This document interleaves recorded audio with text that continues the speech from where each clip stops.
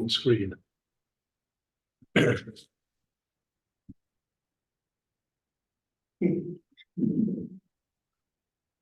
Right, good evening, ladies and gentlemen, dear members and friends of the Deutsch-Britische Gesellschaft Rhein-Main and of other regional organizations within the Deutsch-Britische Gesellschaft.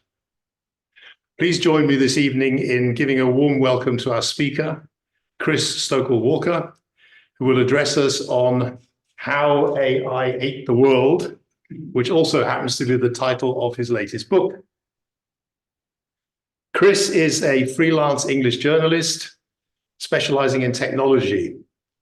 He is based in Newcastle in North England, where he also studied. And he just told me that his partner is Austrian, so he's we share the luck that we both have an Austrian partner. In my case, my wife is Austrian.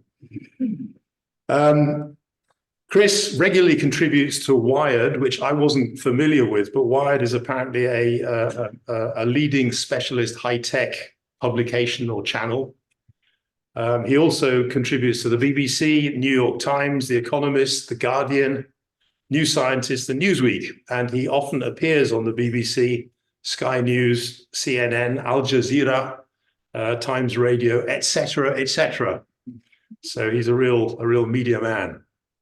Chris is also an active author. He's author of YouTubers, which he wrote in which was published in 2019, TikTok Boom in 2021, and this one, How AI Ate the World, which has just come out in 2024. All three of them published by Canberra Press. He also wrote The History of the Internet in Bite-Sized Chunks, which is a nice title, in 2023, that one published by Michael O'Mara. What's the talk about? Chris is convinced that artificial intelligence will shake up our lives as thoroughly as the arrival of the internet. One might also add at this point as thoroughly, perhaps, as the invention of printing in the 15th century, not terribly far from Frankfurt. Chris does his exploring in the labs of those Silicon Valley innovators, who are making rapid advances in the so-called large language models of machine learning. He meets the insiders at Google and OpenAI, who built Gemini and ChatGPT, and reveals the extraordinary plans that they have for these models.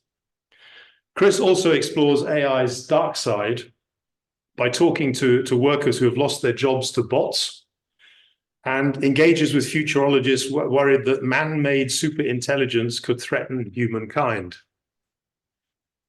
Chris addresses critical questions about the AI revolution, such as what humanity might be jeopardizing through AI, the professions that will win and lose thereby, and whether the existential threat technologists such as Elon Musk and Sam Altman are warning about is realistic, or perhaps alternatively a smokescreen to divert attention away from their growing power. So Chris, the floor is yours. Thank you very much. Yeah, thank you very much for coming along. First of all, it's a real pleasure to be here, both to be invited by the DBG and to have so many different representatives joining us. I'll be in Heidelberg tomorrow as well, and the talk will be different, which will be hopefully useful, which means that you can watch this one and also the one in the future. And yeah, it's a real pleasure also to be here tonight in the Frankfurter Presseclub, which is a really important thing and a really important institution. So yeah, Nick's given me a really brilliant introduction, and I kind of want to canter through some of this. I won't go through all of this because Nick's kind of given it. One thing that may be of interest is I also was the host of a BBC Radio 4 documentary in November, which was called Artificial Implosion. It was about essentially the almost falling apart of OpenAI, which was the biggest tech company in the AI space at the time, an $80 billion company that was almost brought to its knees by a sort of coup in the boardroom, which has been seen as having an impact even this week. Sam Altman, who's the CEO of OpenAI, has been in a little bit of controversy with Scarlett Johansson this week, the Hollywood actress. I'm sure you've probably all read about that or heard about that. Yeah. You certainly probably heard The Voice, certainly, which will be interesting to maybe talk about in the Q&A session. And I think talks to just how dominant and some of the challenges also that we have in this technology being used in our lives, and some of the risks that are inherent in that, and running a train through copyright and through personal rights and through ownership, I suppose, of your image or your voice or something like that. So yeah, we'll get through these and give you some good time for questions at the end. So just to kind of give us a brief outline, things I do want to kind of cover. I want to set the scene because I'm aware both in the room and maybe on Zoom, we may have different levels of skill sets. I was talking to Dr. Uniman just in advance of the talk about his maybe dabbling with generative artificial intelligence, but I'm also aware that maybe some people might not know about some of the core principles of that, which we'll also discuss in the second part.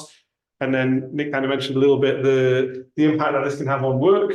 And so I want to also discuss that, as well as actually talking about how these tools do work, because I think there's been quite a lot of hype, it's fair to say, around how this actually works. And that is sometimes not always warranted. And I think it's useful to have a little bit of a rejoinder in learning actually how this stuff works. And through that, we'll then discuss some of the major issues with artificial intelligence, some of the concerns that it raises, some of those that were highlighted in the introduction, and then some final thoughts to kind of conclude us, to hopefully just lead us into some really interesting questions. And I'm in the Frankfurter Presseclub, so I'm expecting to be grilled just as I was in the Chipping Camden Festival by a bunch of sixth formers who actually put me quite on my toes in an alarming way. And also very happy to get questions via Zoom as well. I have chat open. I can see how Göring has passed on some stuff there in the text chat as well, in terms of how that can be facilitated. So to set the scene then, given that I'm in the press club and given that I'm a journalist, I think one of the best ways to think about this AI revolution, this present moment, is through the media, through the lens of press coverage. And so this chart here shows us how much AI has been mentioned in the media using a database called Nexus. So I have access to this through my university job. Nexus is a database of 40,000 or so publications around the world. So it includes also actually everything said on, for instance, the BBC's 24-hour rolling news channel, any newspaper of note, frankly, in pretty much any country around the world, in English, in German, in Japanese, in Chinese, in any language, essentially. And they have this huge database that you're able to query 40,000 publications. And you can see here the number of millions of mentions. Handily, Excel has translated it into German. I didn't write that, so it's just automatically done that, which is brilliant. So thank you. So you can see here in 1970s, 80s, 90s, we are bumping along essentially at a sort of low level. Not a lot of coverage, although do bear in mind even here, this could be 50,000 or so mentions every single year. 2000s up to the 2010s, it starts to pick up quite significantly, and then in the 2020s, really, really high. And I'm aware that that's a very big number and a very abstract thing to look at. So to try and drill down more clearly into that, every single day last year in 2023, 2,152 news stories mentioning artificial intelligence were published. So that gives you a sense of the kind of post-ChatGPT moment that we're in. ChatGPT obviously released in November 2022. So that is kind of a good indication of a post-ChatGPT world. But things have been picking up since then. So I looked at this again in January, and we had every single day 10,000 stories published in January 2024. So a kind of fourfold increase in the number of stories. And actually, in advance of the book being published earlier this month, I decided to kind of revisit these numbers because I was looking for a newsline, frankly, to try and publicize it, to put on a press release to say, new book says X. And one of the things that I looked at was this date, because I had a hunch that it might give us quite a big result out of it. And I analysed from 1st of January 2024 to the 1st of May 2024 and tallied up the number of stories that were published, and then decided to go, that's quite a big number. So can I present this in a slightly more user-friendly way? And so I did some long division, which I was never very good at because I did English literature at university, wasn't a maths person. And it turns out that a new story about artificial intelligence has been published every 24 seconds since January the 1st, which I find baffling. And I think speaks to the moment that we're in. You know, the reason why you've come out tonight on a beautiful evening in Frankfurt to sit here, or the reason that people have joined on Zoom. You know, artificial intelligence is kind of everywhere. It's inescapable. It is the story and the trend of the moment. And I think it is therefore something that is quite significant. I'm also aware that that chart shows us that AI's rise has been relatively recent. And the conversation that we had here about ChatGPT being launched in November 2022 means that we've really only had 18 months of this AI revolution, particularly this version of it. So it can seem like AI is everywhere, thanks to that data. And it can seem like it's new because of the rise of that data in the last few months. But it's actually not necessarily so. And to do a little bit of justice to how long the history of AI is, we have to go back several decades. So 1956 is really the year that AI becomes AI. Prior to that, many of you may have heard of, Alan Turing. Obviously has quite significant links to, Germany and is known in Germany because of his work cracking the Enigma code, a highly kind of intelligent computer scientist in an era when computers really didn't exist in the way that we know of them now. He and many other people, particularly in the United States, but also elsewhere, were working on various things that we would know now and would label now as artificial intelligence, but back then were called lots of different stuff. Sometimes it was called automata studies. Other times it was called trying to recreate the human brain. But it took until 1956 when a bunch of researchers came together at Dartmouth University in the United States to kind of give this a bit of branding. Because we all know the importance of branding and having a good label on this stuff. And so they came up with this phrase, artificial intelligence. It kind of brought together under an umbrella term all of the different fields that these people were working in and making quite significant developments in as well, by the way, under a single brand name, essentially. And that was really useful because actually having that brand of artificial intelligence meant that governments, private industry, investors were all interested in this technology and started to financially support it. And so from 1956, from the moment that we had this kind of revolutionary indication of AI being born, we had what we call for the next several decades cycles of AI, summers and winters. And that basically reflects the funding of artificial intelligence. So we had lots of money going into the space to try and kickstart innovation and development in the field. But then what would happen is those researchers would come up against barriers. And they were often actually just simple barriers, which is back in the 1960s and 70s, a computer that would fill this room, which is quite a big room for those of you who are joining us on Zoom, very, very big actually, would be able to power us to the moon, but actually now can be put in a device this size. And so you had Alan Turing, for instance, developing in the 1950s a chess-playing artificial intelligence program called TuroChat. But he couldn't actually use it. He couldn't develop it and make it and actually have it work because the computer hardware didn't exist at that level at the time. So he wrote it down on a bit of paper. It was in his mind. It was a theoretical program rather than an actual practical one.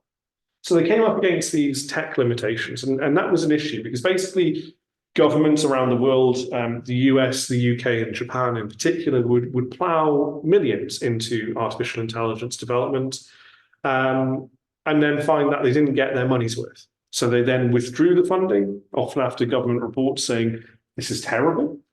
And suddenly the interest goes away, so the research slows, and there's not as much innovation. But I was saying before to Nick, I'm 35 years old, and one of the key moments that I remember in terms of the history of AI happened in 1997.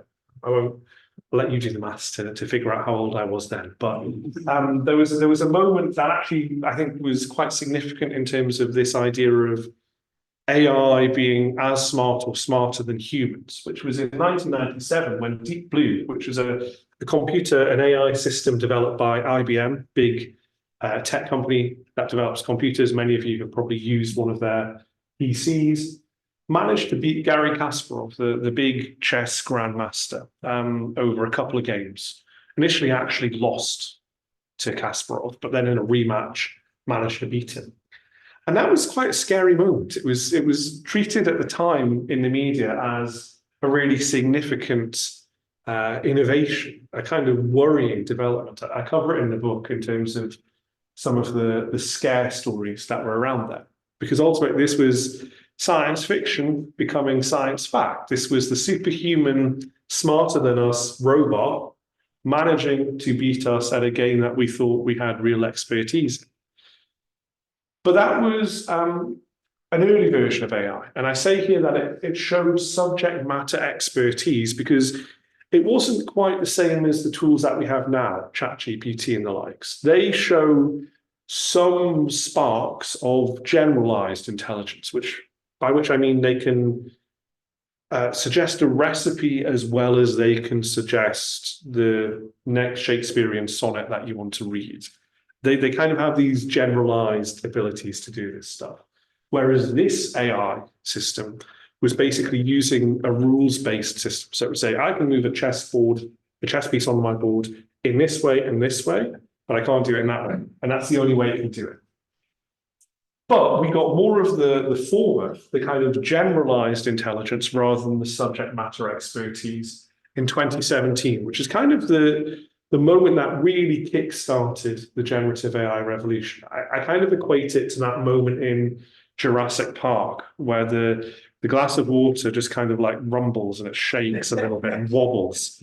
And you know that the dinosaur is coming, but you don't quite know when it's going to arrive. And I say that to try and glam up and make exciting a very, very boring thing, which is the publication of a new academic paper. Now, I know Germany very much likes its scholarly research, so yeah, that might be overstating it a little bit, but this was a publication called "Attention is All You Need." And not to get too much into the details, because it's getting late in the evening and I don't want to make people fall asleep, but this essentially developed a new bit of tech, a new innovation that unlocks the ability to create the ChatGPT style tools that we now have today, called the transformer. Don't need to really explain what it is other than to say it's the T in ChatGPT. Okay, so that is a significant moment. It's kind of helped replicate the way that a computer can think a little bit like a human. And I say think with kind of very heavy inverted commas, because one of the issues that we have with AI is we tend to anthropomorphize it to try and imbue it with human qualities, when actually it's not human at all, as we'll get onto in a second. So it took about 5 years for that to filter through to OpenAI, for them to develop ChatGPT, which is kind of the killer app. They released it in November 2022. Within 2 months, 100 million of us used it worldwide, the fastest growing app ever in history, 100 million. In April 2024 alone, 1.8 billion people accessed ChatGPT over the course of the month, which is quite significant. And that really kick-started the generative AI revolution, which is a thing that we're talking about. And by my hypothesis, the way that AI is currently eating the world. What does the P stand for? So that is, oh gosh, right, that's different. So it's a general retrained transformer. Yeah.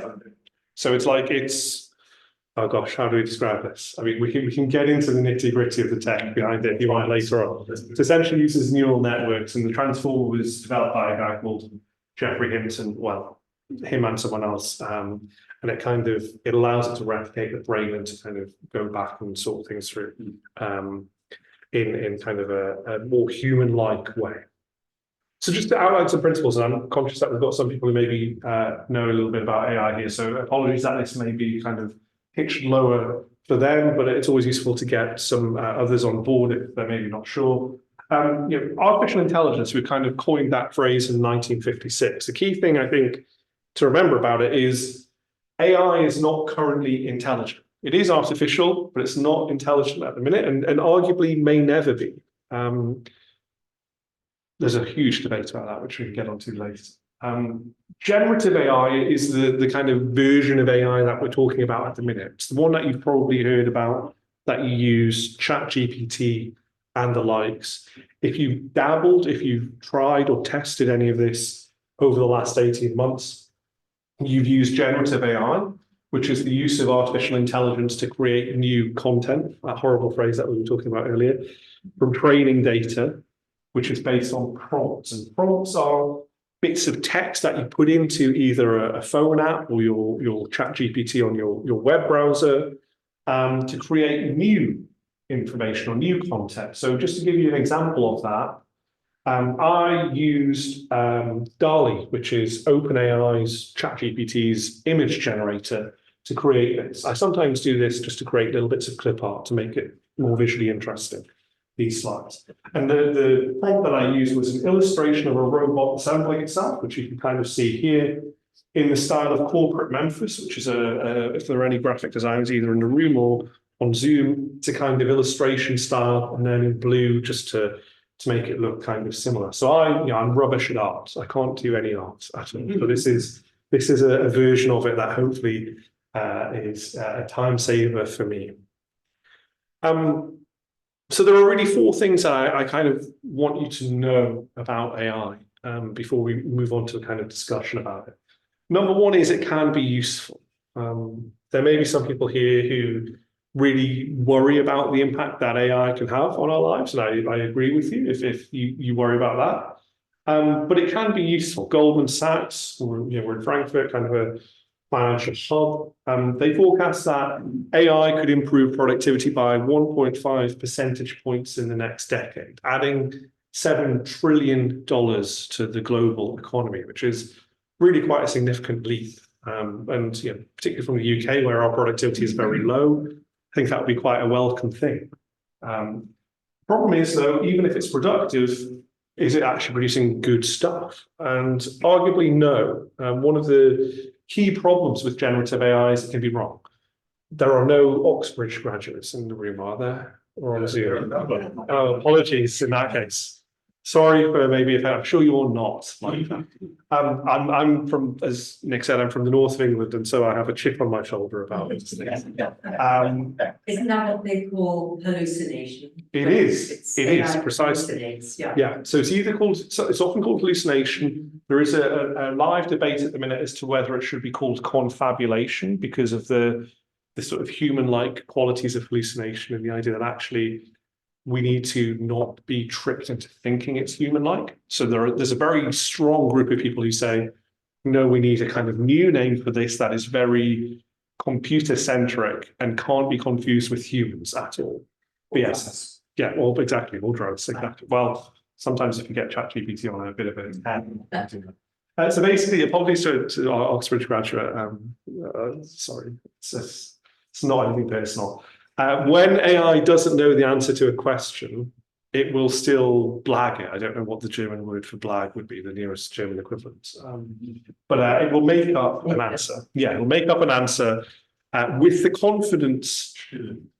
Well, Stimmen, yeah? Stimmen. There you go, we got it. So we got it from the audience. It'll make it up with the confidence that it's correct, and we'll try and convince you that it's correct.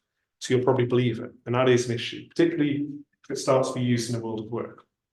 And the reason why it makes it up, the reason why it hallucinates, is in part because its training data is very, very patchy.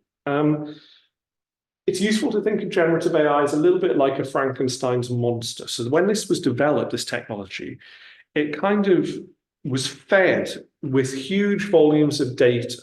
And some of that were really useful bits of data. So published books, collections of Shakespeare, collections of Goethe, things like that.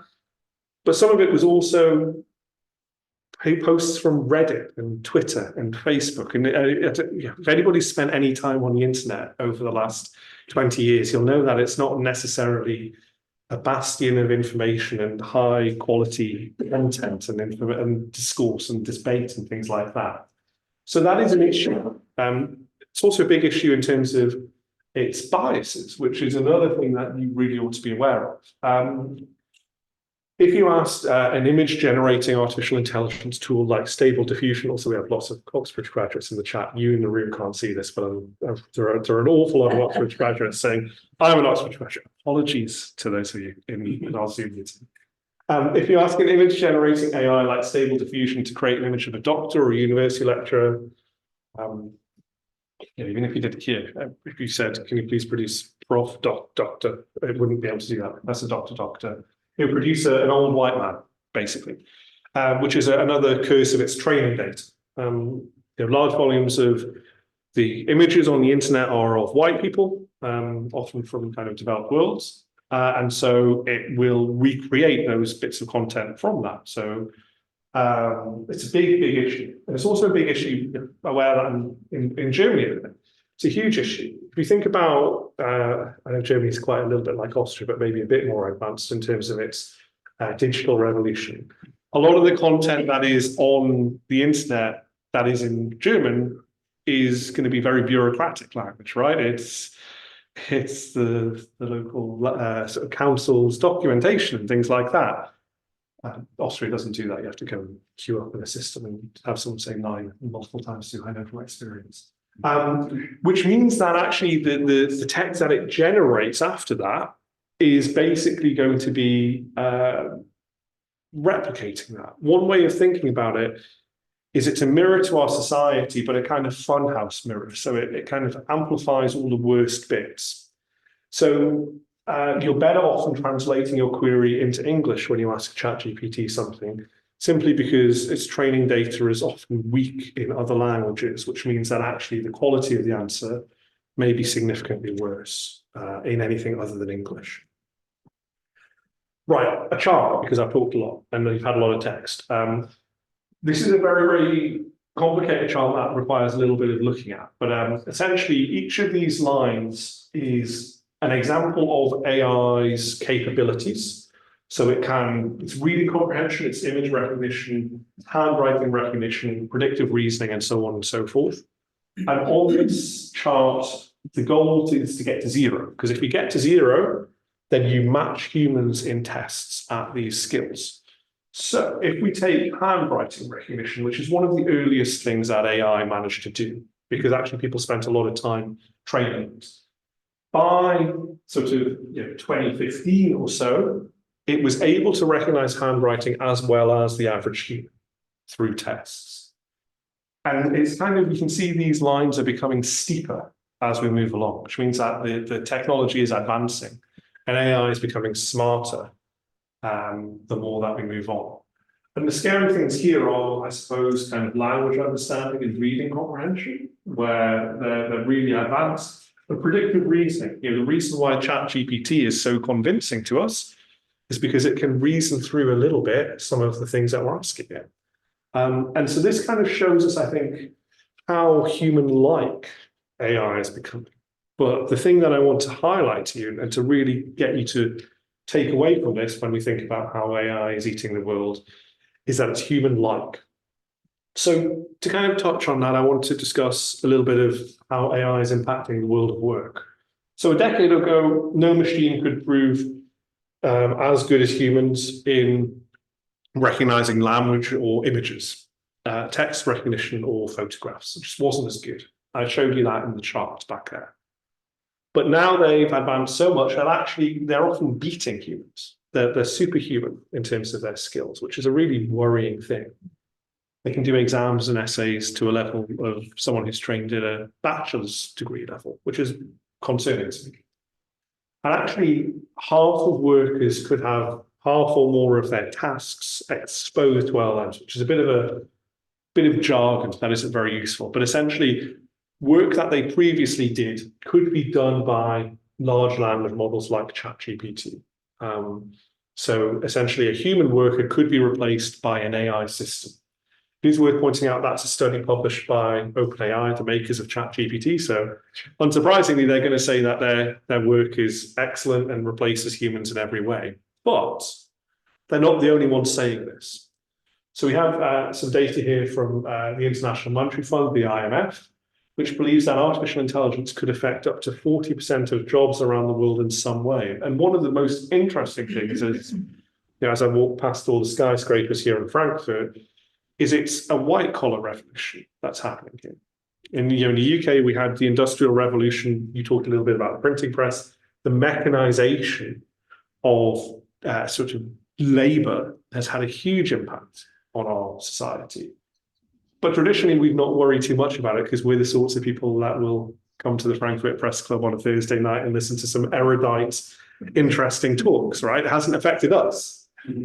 Whereas now it is. White-collar work is more likely than others, than blue-collar work, to be replaced by artificial intelligence, which I think is why we hear so much clamour, such a big call for regulation and for trying to tame this thing, because ultimately the people in power are the ones who will be most affected by this. And so I want to just really briefly talk through some examples of this. This guy here is called Alejandro Grauer. He's based in Argentina. He was a voice actor, has been working in the industry for almost 20 years. In January, his main work was replaced by artificial intelligence. He was providing voiceovers for a YouTube channel in December 2022. He had 30 videos a month that he would record. By January 2023, he had 0. And so this is a person whose job has been entirely replaced by AI.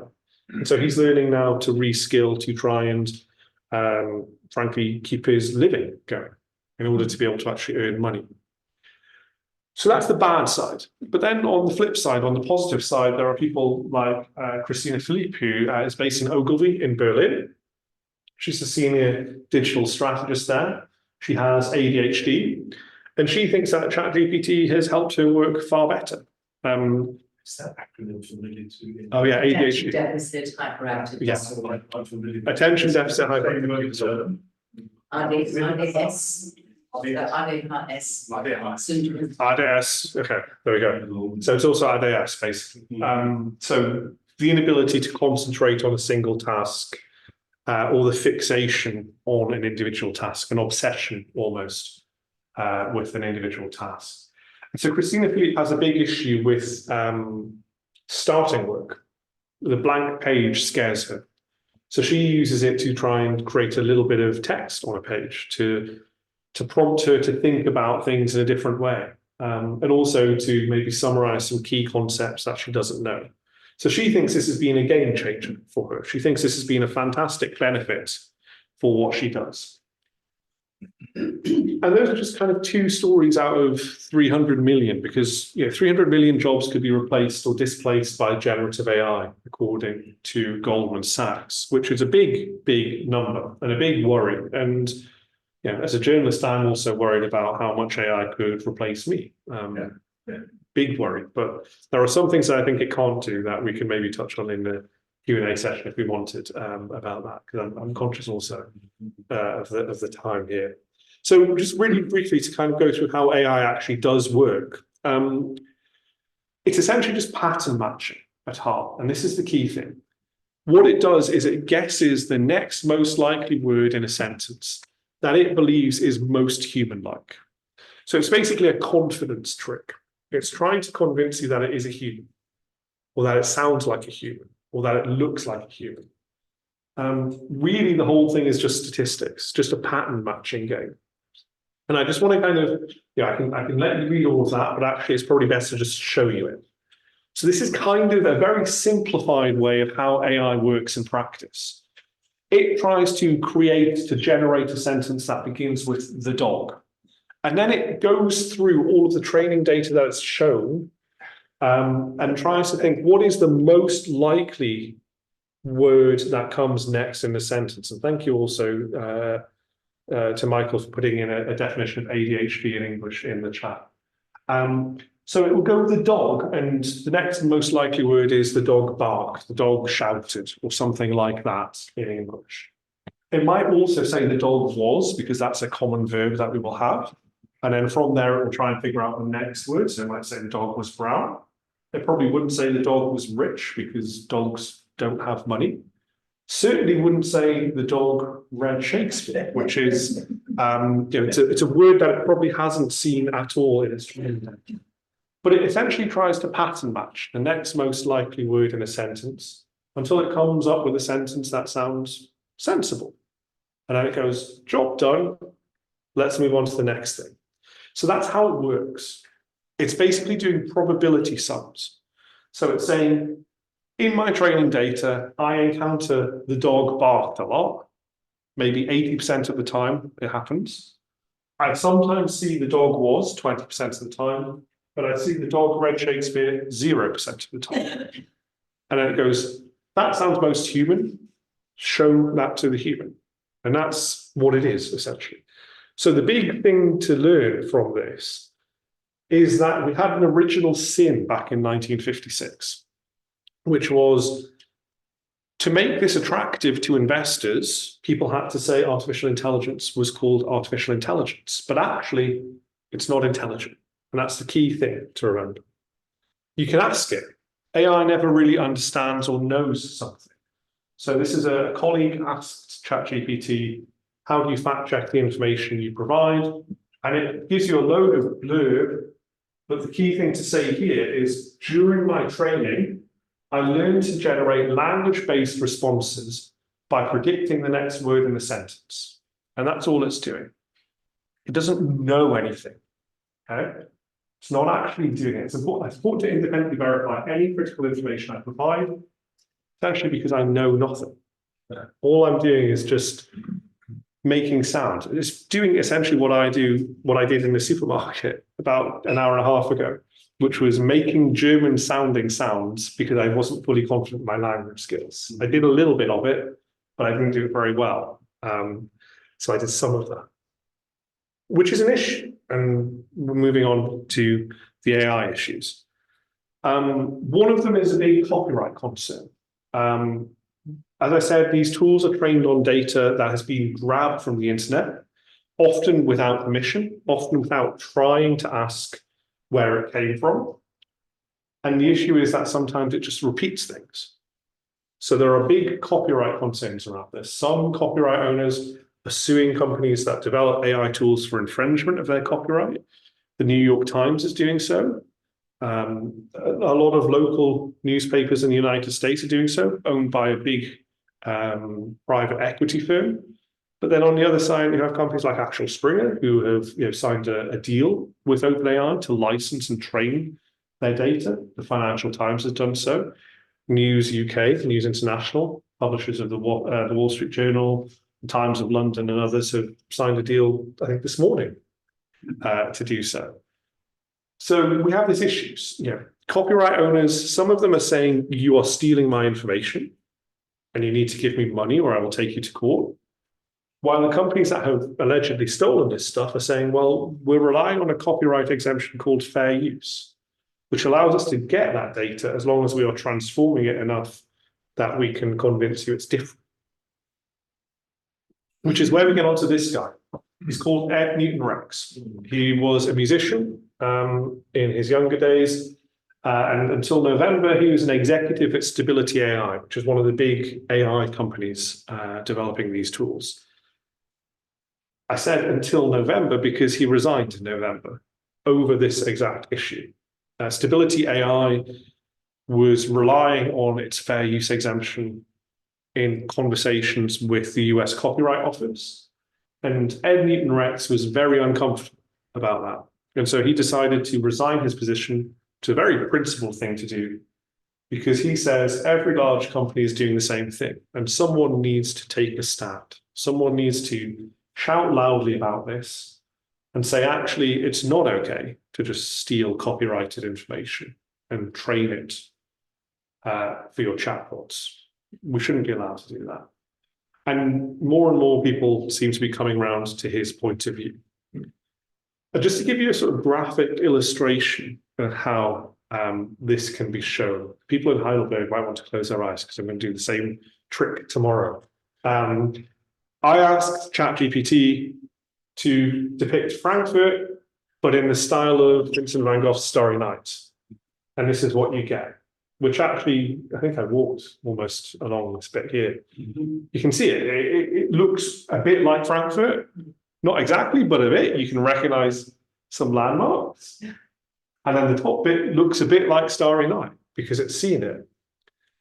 This is another example. I asked it to please give me a blank version of the Mona Lisa into which I can put other people's faces. The real Mona Lisa is on the right. This one is on the left. The brush strokes look pretty similar.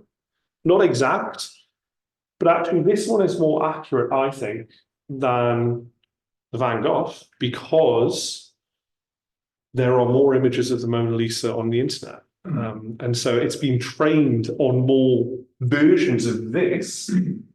So suddenly the kind of blemishes and the differences are not as extreme, which I think is really, really interesting. And a very, very concerning thing. One interesting note, I got asked when I did a talk like this a few weeks back by a 16-year-old why I had said, please give me a blank version of this. And I said it's because in the 0.0001% chance that AI becomes super intelligent and becomes like the Terminator, I want to make sure that I'm on its good side. So I don't want to be too rude to it, essentially.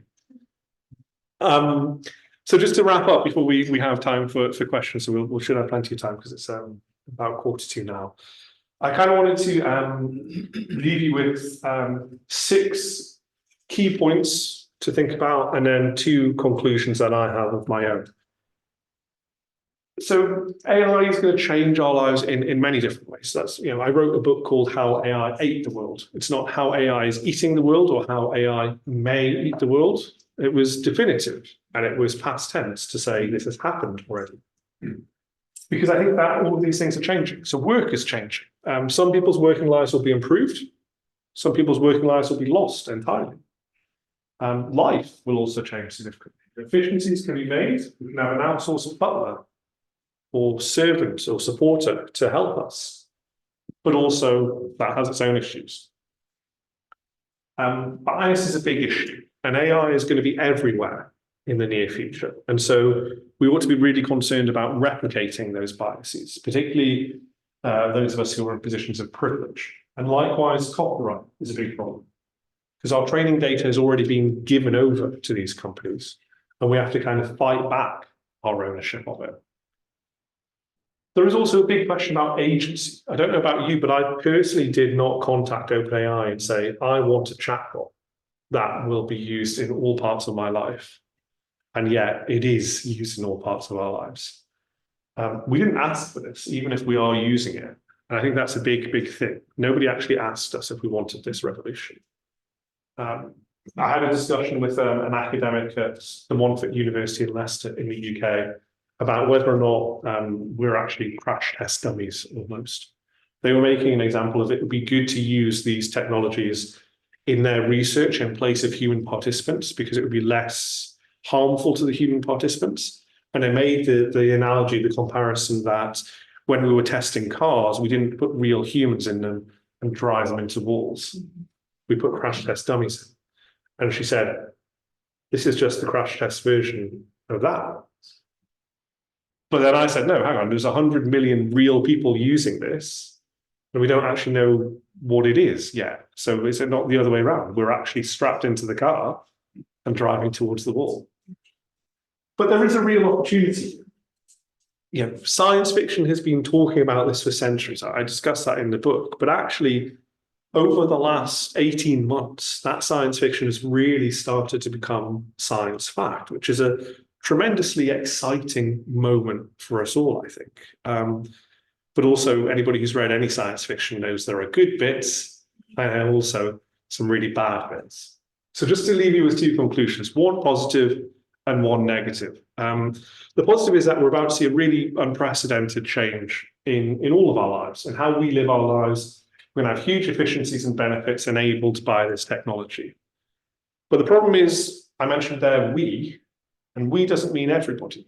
Some of those benefits will be felt by lots of people more than others. So that's probably as good a place to end it as possible. I think we have to wonder whether or not AI is going to spit us out as well as eating the world. But very happy now to answer any questions, and Nick's going to help facilitate. Yeah.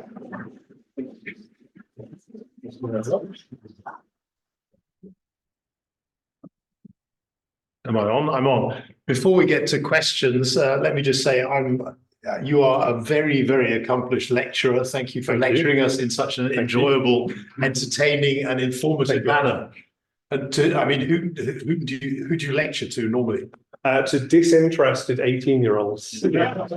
So it's better to have really interested listeners and viewers. So I've learned to try and make it interesting by putting a bit of humour and making it a little bit fun-looking. I think you did a great job. I hope you all agree. And I hope that the online audience also agrees. Yes, we've got people saying yes here, I think, as well. Lots of raised hands there. Excellent. Good. Okay, very good. So I'm the guy who takes the microphone around so that people can talk to the microphone and be heard on the system. Who would like to kick off with the questions? I know Susan's got about 80 questions, but maybe somebody else would like to kick off before Susan? No. Online, there are some questions that we've got started really at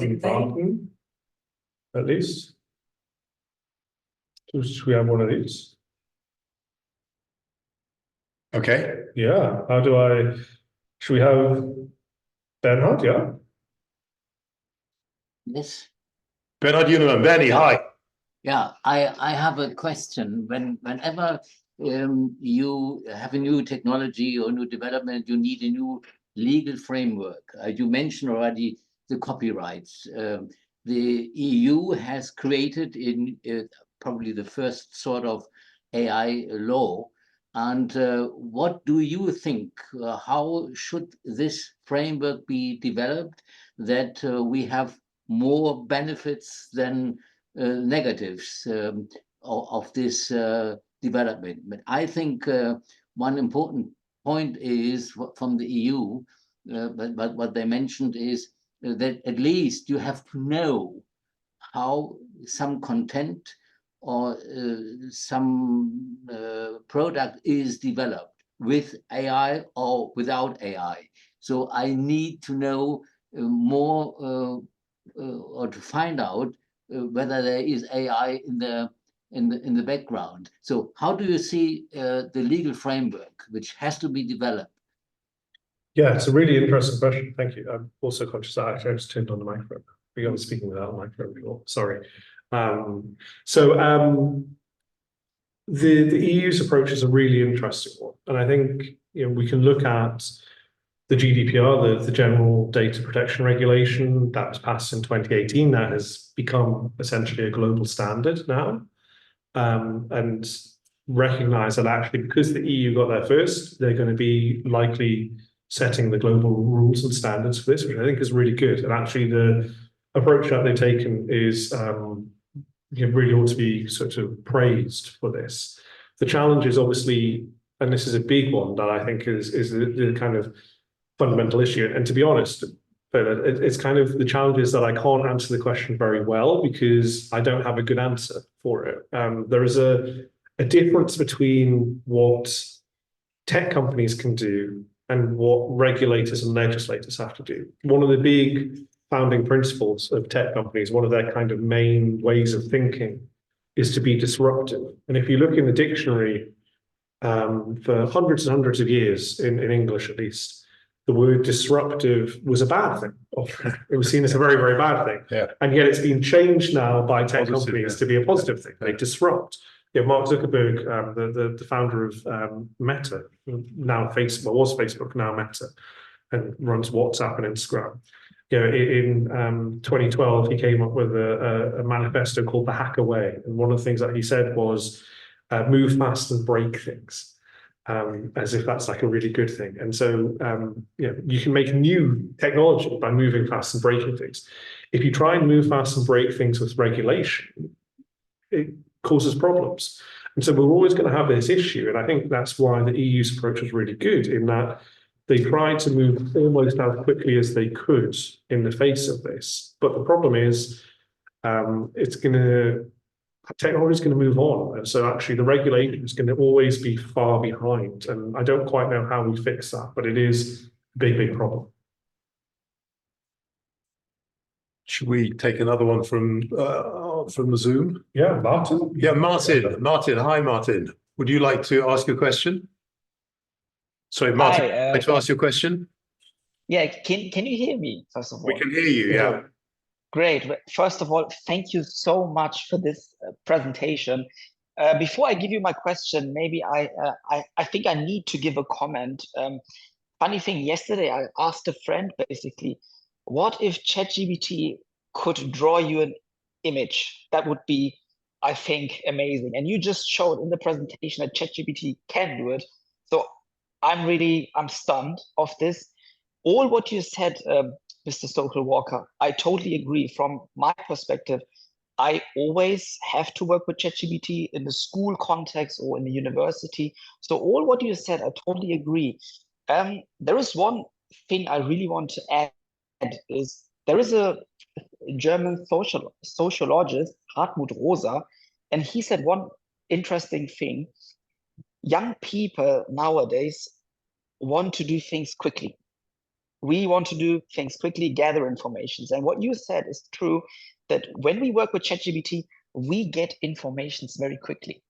If I want to find a concept instead of reading something. However, on the other side, the danger is the critical thinking, right? This is where I think, as a German teacher and as a student, this could be in danger. So this is just a comment I want to say. My question would be regarding politics, basically. What role should governments play in regulating of AI technologies? Yeah, it's a really interesting one. I think they have to, but obviously the challenge is, with every change of governments, the approach to AI is going to change. So one of the examples I often give as a tech reporter of more than a decade's experience is lots of politicians in the English-speaking world, at least on the right wing, will often say their social media platforms that they use are biased against them. And they say, they're being silenced by these kind of left-leaning Silicon Valley executives in the United States. And actually, independent research done by a lot of academics shows actually there is a very slight, but still there, slightly center-right bias. And so actually, it shows that you will always say the technology is bad, depending on whoever is in government and depending on their point of view. But to pick up on your comments about kind of the critical thinking thing, because actually I think that is a really worrying development, which is, I don't remember phone numbers anymore, for instance, because they're all stored by smartphone. Yeah. And I used to remember when I was a child. Sure. But you don't need to. But the problem is, if we say also we don't need to know how this works or that works because we have ChatGPT. History dates. Yeah. We don't need to know now how horse riding is done, because there are no horses anymore. We usually used to come from one town to another. So the world is changing, and the framing is changing too. And if you're leading in this direction that the formal sets the rules, you are offset. And that is what happens, especially if you're looking in that direction, that the regulations must be done beforehand. No, regulations are afterwards. You have to see what happens. That, by the way, happened to the copyright. Our well-known German painter, Albert Dürer, he painted his, hands, his haze, and the hair excuse me, and he went to run, and the code gave him the right to get money for these reprints. And that is copyright. You do have a piece of paper whatsoever, and therefore you get now the right to earn money from it. So there must be paper, there must be some material thing. That is not given with any PDF, with any image you get by here, PNGs or stuff like that. So the copyright has to be redefined. And that is not a matter of legal right, but what is the value we as a society put into these things. And that's a really interesting point, actually. Thank you. Yeah, that was really, really good. And it builds a lot on what Martin was saying. I think what Martin was saying was, and it's maybe born out of experience, and I have this also with my students, is, you talked about kind of what value we put on various things. And I think one of the issues that I experience, at least as a lecturer, is with the advent of ChatGPT, students are no longer enjoying the act of learning. When I admit I'm a nerd, I'm a bit of a geek. I'm a bit I don't know how you describe that, but I enjoy the act of learning new things. And the problem is, if you are a student, then you have, sorry, so Anna Sophia is asking if we could have a microphone for the questions, and apologies. So basically there was a point made about, it's a very fair point to say that, we need to kind of regulate, but also life changes, and horses no longer exist really because we have cars. We don't no longer use that. So the point I was responding to there was, that's fine, but actually the issue I think Martin was talking about was, if people no longer enjoy doing this and they see it more as a transaction, simply I put in my text to ChatGPT, I get the response back, I submit that as what I have learned, when I actually haven't learned, and I get a grade for that, then we do run the risk of losing maybe some kind of key fundamental ideas that shape our society. Things about, how we learn. It can be something as fundamental as we each take turns to talk.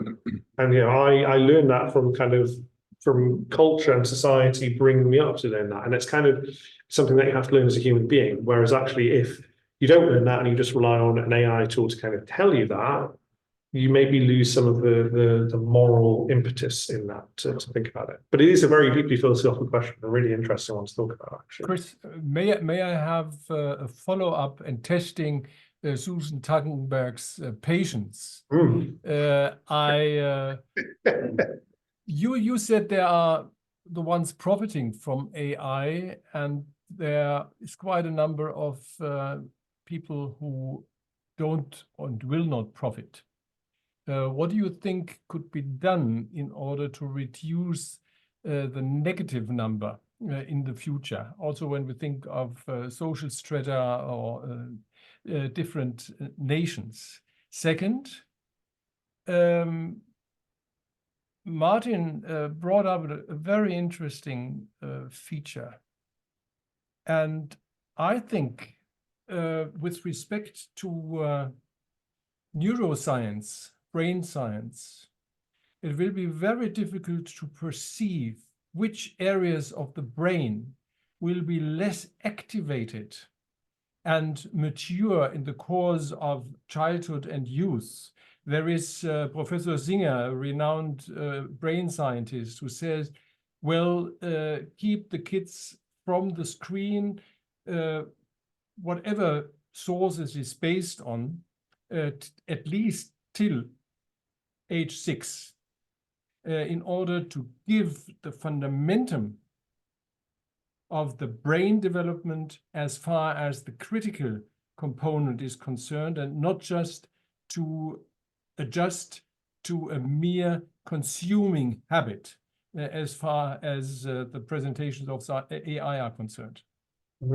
I think that actually that advances our discussion that we're having also in the room of, if there are things that we don't yet know about the impact of AI. And it is a very valid point to say, as our contributor in the room said, that often regulation does have to come after the fact. But also, when we're talking about something as fundamental as this, AI technology tries to replicate the brain. Doesn't do it perfectly by any stretch of the imagination. It's very bad at it, really. But when we're talking about something as fundamental as this, there are these concerns of what is the impact if we use these technologies so early on in our development, or if we start to unlearn things that we've learned as human beings, which we don't know yet, and that's part of the problem. I think it's an unsettled question, and we could probably debate it all evening, and I think people are debating it because they don't know ultimately. In terms of your question, in terms of how to make this more equitable, well, one of the key things I think is to take out the development of this from only Silicon Valley. Unfortunately, this is replicating what we saw with the social media revolution, which is there are rule makers and there are rule takers, and the rule makers are those who are in a very small square of California, who have a very certain Silicon Valley libertarian ideal view of the world, and the rest of the world often doesn't have that view. And we mentioned at the start, one of my other books is on TikTok. One of the interesting things about that is it's the first social media giant to become global, based outside of the United States. And suddenly the US is deeply uncomfortable with that. Whereas those of us in Europe, I admit I live in a post-Brexit. Yeah, exactly. We used to. I live in a post-Brexit world, but I consider myself sitting in Europe. Like we all know, we've had to use Google products, we've had to use Microsoft products, we've had to use Facebook. We've all been required to follow these very American rules that, as a Brit, I don't like, and certainly as a European is completely the opposite often of the view that we would have. And so the concern is that this is becoming replicated here. So we need to have more diversity in terms of like who we speak to, because that will ultimately be the impact as well on the people who are working in this and are going to be kind of have their jobs potentially displaced by this. So before I give the microphone to Susan, who's got, as I say, 80 questions, I just wanted to ask Anna Sophia, you asked if we could have a microphone for questions in the room. Does that mean you didn't hear what the gentleman was saying about Dürer and the Hase and copyright? Yeah, we could only hear fragments of that, but I can hear you very well now. Okay, so it should work from now on. Okay, and the other thing I just wanted to say, I noticed that Alison Rippier is online. Are you still there? Yes, I'm still there. Yeah. Are you feeling a little bit concerned about the future, or do you have enough other skills to be okay? Alison, by the way, is Frankfurt's most successful and accomplished voiceover expert. Well, apart from Susan Tackenberg, who's also in the room, and Anna Sophia Lumpe, who is the head of the VDS, the Sprecherinnenverband, who's joined us from Cologne. I am not just worried, I'm already right in the middle of this disaster. And we're still hoping that things will pick up again, but we're all feeling it. Well, best of luck. Thank you. Thanks for that contribution. So here's Susan Tackenberg now. Sorry, did I insult you by saying that you're not the... Marginally.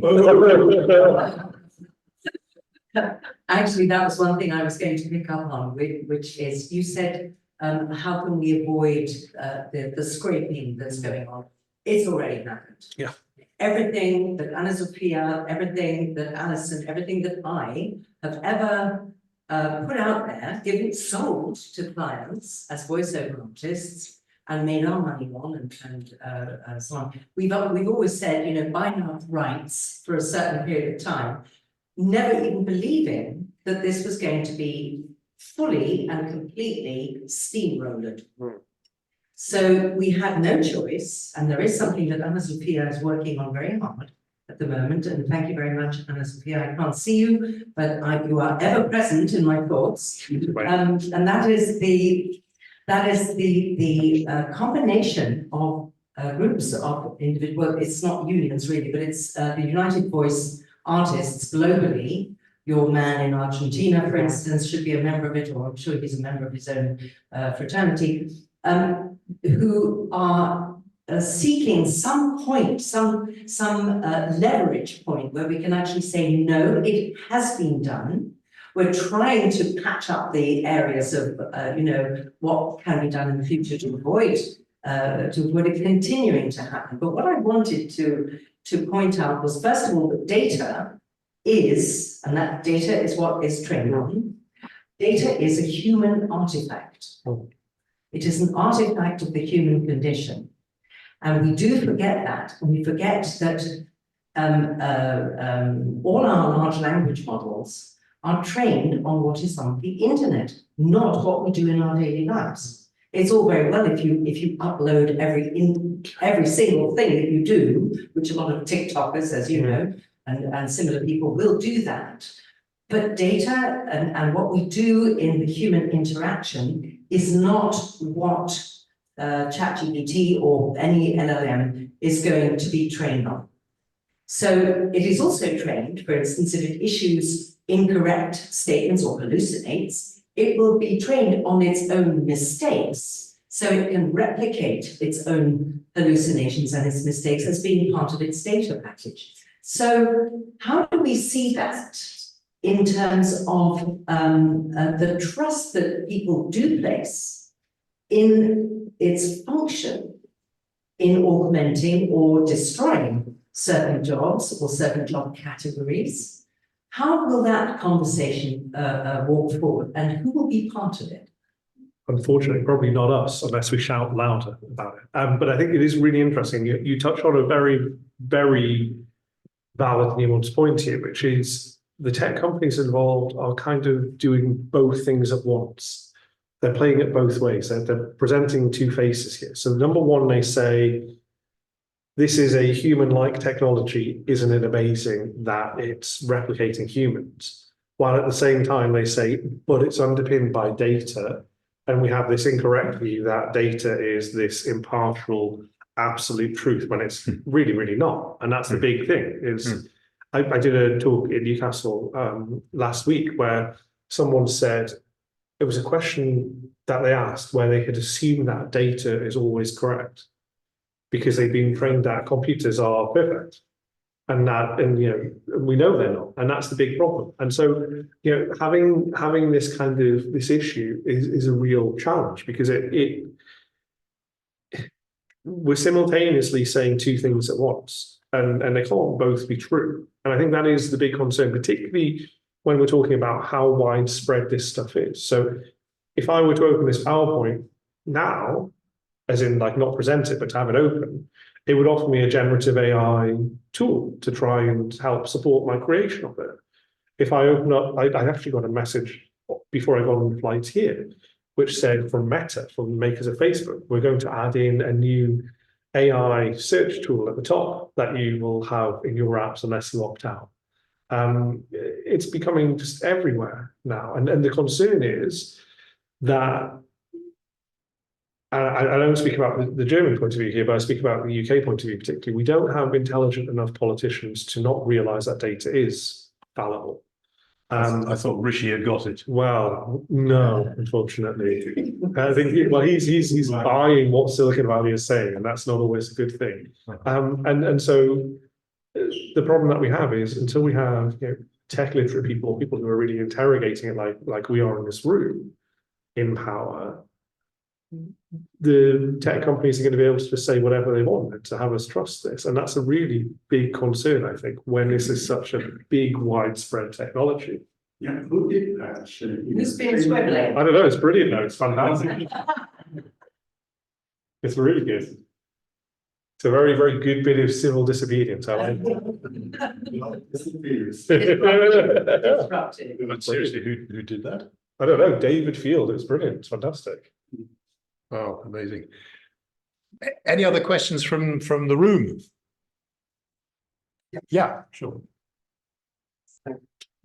To continue with the point on data, it seems to me at least some of these hallucinations one can solve because there are databases of reliable data, for example, scientific publications, medical, legal judgments, etc., etc.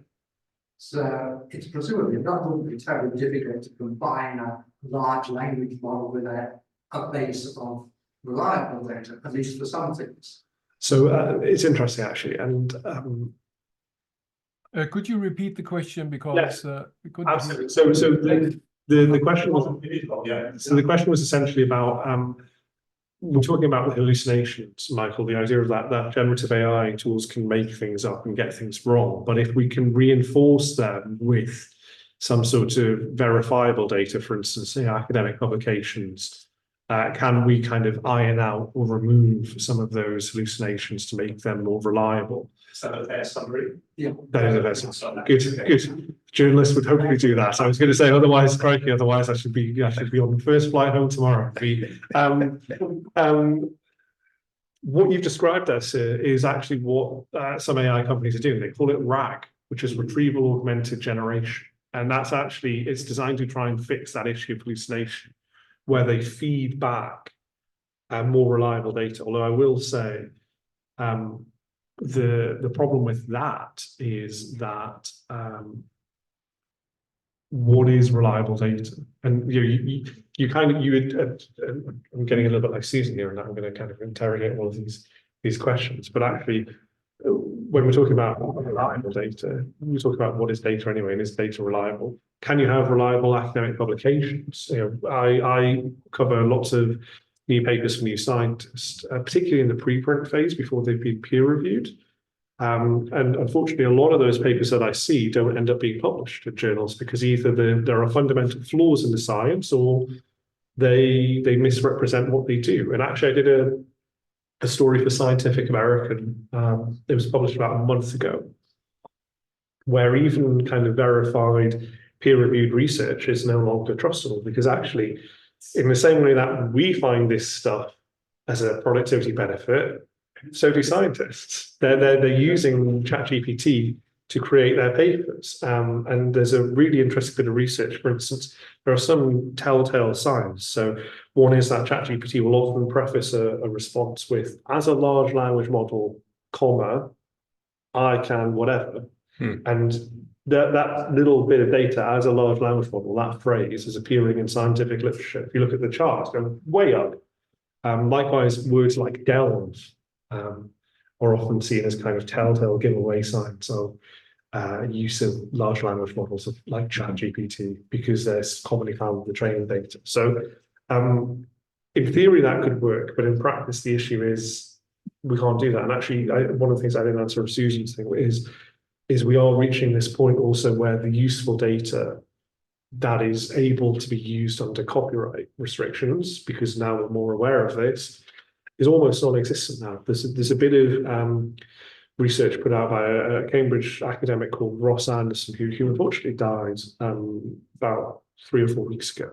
He was really a leading light in this space, where he warned about the risk of model collapse, which is this thing where we run out of useful training data that's been generated by humans. So suddenly the model starts to learn on its own data.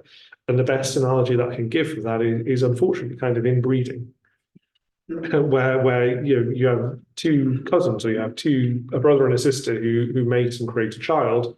The genetic mutations that are involved in that cause really significant problems as you move down the line. And the same thing they argue has been happening here, where the small errors that you maybe don't notice in the outputs the first generation down, but it's been trained and retrained and retrained and regenerated, suddenly they become really big issues. Now, it is worth pointing out, actually, I will say, that bit of research, if you'd asked me that question a month ago, I would have said, yes, model collapse is real, but actually there was a paper that was just put out, I think about a week and a half ago, that suggested maybe that's not as big a concern as we thought, but I'm still erring on the side of caution here, where I think actually caution and careful nature is needed. You've got one more question about time, I'm conscious of. Yeah, so this is Sarah. Thank you. Maybe just one follow-up on this. I mean, we talked about hallucination now and like maybe training the model on more reliable data. But what if we could it's a question, is it a thing to maybe also train models in a way that we just correct the output and like say, okay, thank you for producing this. It's actually wrong. You did this and this mistake, right? It's like used to training on like input, right? So could they not do it this way as well? They could, and they, Repeat the question again, please. yeah, sorry, absolutely. Sorry, Michael. So the question was, I think maybe that microphone is coming through the Zoom. So the question was, we talked about the problems of training data on synthetic information. We also talked about how to use this in terms of giving it reliable information. But the question was, what if actually we kind of put a human in the loop and we said it has to evaluate what the response is and say whether or not it's valid, and then that would help learn in future whether or not the response was actually good or not. Is that fair? Basically, so that does already happen. It's called RLHF, which is reinforcement learning from humans or something like that, I think it is. And is actually already in these models. So if you look at ChatGPT, there'll be a little thumbs up or thumbs down that you can give it. I don't do that. I don't know if you do. Nobody does, which is a problem. And actually, one of the stories in the book, and I didn't put it on here, this will be in the version that I give in Heidelberg tomorrow, is a story of a guy called Ed Stackhouse, who is actually the human face of this. He was a contractor working for Google on verifying their search results for 10 years from 2013 to 2023. So he would get a Google search results page and he would say, this is a good result or this is a bad result. So it could be a question of, what time is Chris Stokel-Walker talking at the press club tonight in Frankfurt? And if it gave you the link to this, to the publication, to the press club, it gave you the link to the society, then it will be rated as good. He did that for 10 years. In 2023, suddenly he started seeing these chatbot results. That's right. He asked, for instance, to answer a question of, I'm taking this particular diabetes drug, and I'm also taking this painkiller, and I'm taking this blood thinner, and I'm taking this other medicine. Will those interact in a bad way that causes me harm? And he has to then do the research for that. He has to evaluate whether the chatbot answer that he's seen is right. And to do that, he has to do the research for that and find his own answers through searching on Google and things like that. And he has 2 minutes to answer that. Because they have to churn through these so quickly. Because they're poorly paid contractors. And so he can't do it. And that's the real concern, I think, is even if we have humans in the loop, A, will we rate them? And B, do they have the time, the skill, and the knowledge to do it? Probably not, unfortunately. I'm feeling very uncomfortable. Sorry, and I'm wondering what I'll be able to believe in from now on, and what I'll be able to trust from now on. I'm also wondering, I don't know whether we have any other urgent questions, but I'm wondering how the ancient philosophers would cope with this question. What would Plato say? What would Immanuel Kant say? What would Descartes say? I mean, how would they go about solving this conundrum? I don't know. Yeah, this is. I mean, not a fair question, probably. No, but this is the interesting thing, and this is why I'm always heartened by having conversations like this. Is it can be very easy to think that the world is being just swallowed up by very shallow thinking tech bros who want to make their next billions, and the thing that we have to remember with all of this, with the AI revolution, is that actually it can be a scary thing, but also we can coexist with it. And the way that you not just coexist with it, but also thrive with it, is by thinking more deeply about what it is that makes you human. Because there are some things that can just be replicated by AI. And teaching AI literacy in schools. Yeah, data education from the Americans call it K-12. So from the beginning, it must be part of the school curriculum, of all school curricula. Yeah, no, 100%. Really important. Yeah, every child should know how to use these things. Every child should know also the limitations of it, and that's the key thing. Yeah, if you don't know that, then that's a challenge. But yeah, it's about thinking about what it is that separates us from this technology and what it is that makes us unique. And by reflecting on that and having these conversations, I think that allows us to maybe then make our case for these companies that, yes, this is already out there. We can't put the genie back in the bottle, but also we can take some more ownership of it, and we can kind of dictate what rules we want for this sort of stuff. And with enough people, we can change that ultimately. So any other questions from the floor? Sorry, from the room, I mean, would appear not to be the case. Have we done justice to the Zoom audience? There've been a number of. We did. We did? Okay. Yes. Right, well, in that case, I think I'd like to ask everybody to give Chris an amazing round of applause. I think it's thank you very much.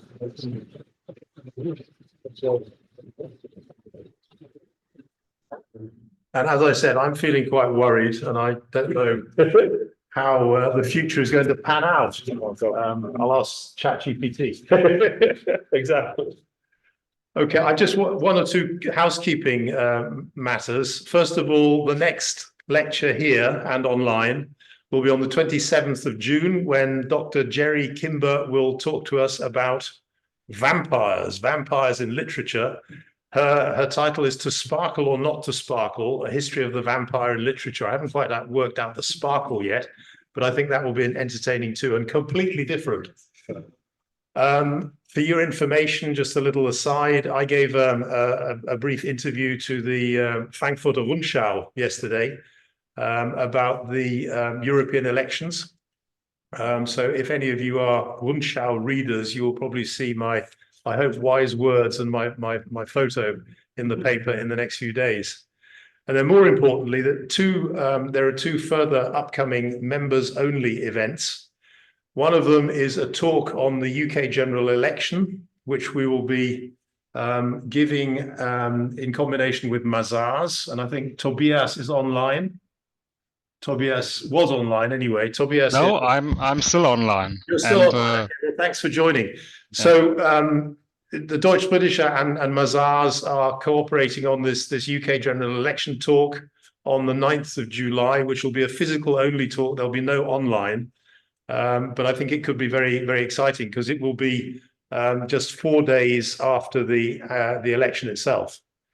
And finally, another members-only event will be taking place on the 5th of September, when Nigel Longley, one of our members, will give us a talk about rowing in England, in particular about the Henley Regatta, and that will take place at Germania on the riverbank.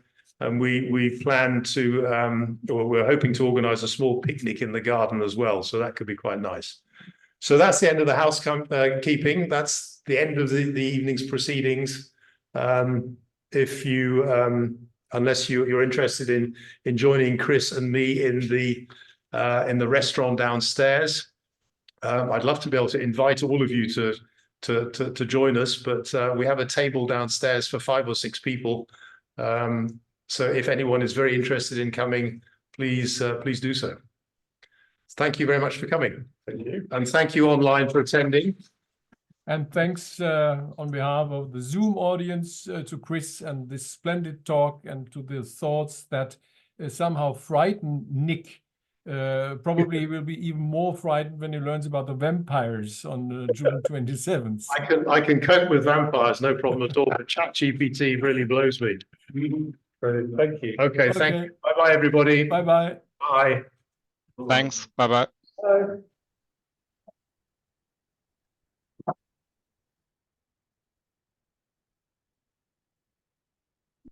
Bye.